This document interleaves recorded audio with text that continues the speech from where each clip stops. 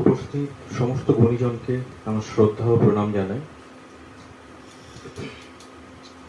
এখানে আমি আসতে চাইনি, আমি থাকতে চাইনি, কারণ দুঃখ যাপন, বিষাদ যাপন কোনোদিনই আমার পছন্দের বিষয়গুলির মধ্যে একটি ছিল না।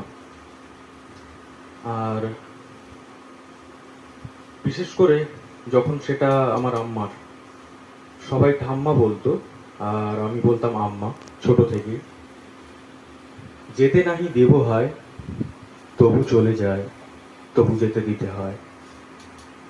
সকলের বেলা এটা বলাটা অনেকটাই সহজ, কিন্তু বোধহয় নিজের বেলা বলাটাই খুব কষ্টের, খুব দুঃখের।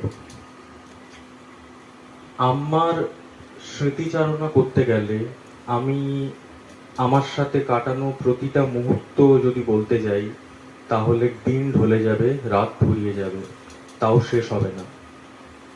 আম্মা আমার সমস্ত আদর আবদারের স্থল ছিলেন, যেখানটায় আমি কোনো আহ্লাদ করে কিছু বললে, আমি কোনো আবদার করলে সেই আবদার আম্মা মেটাতো।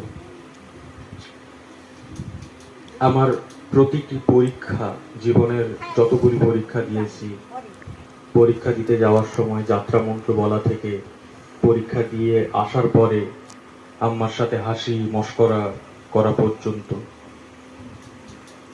প্রচুর বকা খেয়েছি, প্রচুর মজা করেছি। আবার উল্টো দিক থেকেও কিছু কিছু প্রত্যাশা থাকতো, যেমন একটা কবিতা লিখে দিতে হবে, একটা গল্প লিখে দিতে হবে। তো ছোট থেকে আজ আমার জীবনের ২৬ বছর, এতগুলো দিন আমি কিভাবে বর্ণনা করব, আমি কিভাবে ভাষায় তা প্রকাশ করব আমি জানি না। সত্যি কি বলতে চাইছি, কি বলতে পারছি, তাও আমি এখন নিজে ঠিক বুঝতে পারছি না। বলতে গেলে যত বলবো তত কষ্ট বাড়বে, বই কমবে না। তাই লোকে বলে স্মৃতির সরণি বেয়ে চলতে, কিন্তু আমি ওই দুঃখের পথে চলতে চাই না। আমি ভালো দিনগুলোই মনে রাখতে চাই, শেষের দিনগুলো মনে রাখতে চাই না। আমি ওই পথে চলতে চাই না, আমি বেশি কথা বলতেও চাই না, আর আজকের দিনে আমি চোখের জল ফেলতেও চাই না। শুধু এটুকুই বলবো, যেখানে থেকো ভালো থেকো, আমাদেরকে ভালো রেখো, আশীর্বাদ করো, ব্যাস এটুকুই। নমস্কার।